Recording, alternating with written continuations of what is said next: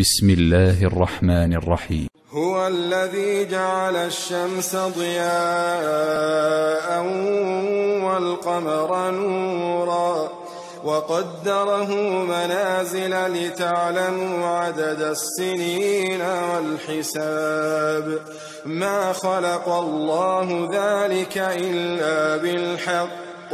يفصل الآيات لقوم يعلمون إن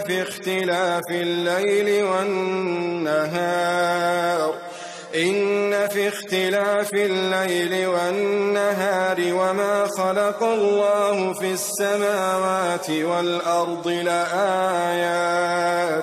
لآيات لقوم يتقون إن الذين لا يرجون لقاءنا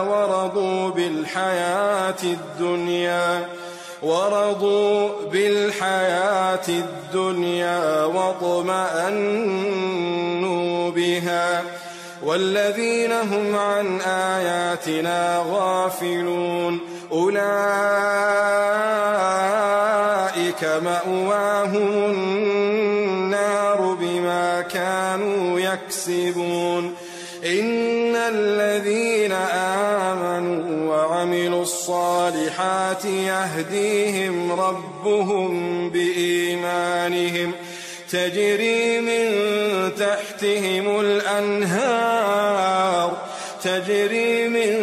تحتهم الأنهار في جنات النعيم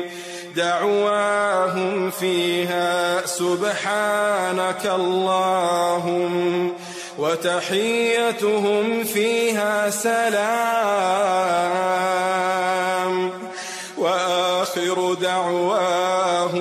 وآخر دعواهم أن الحمد لله رب العالمين.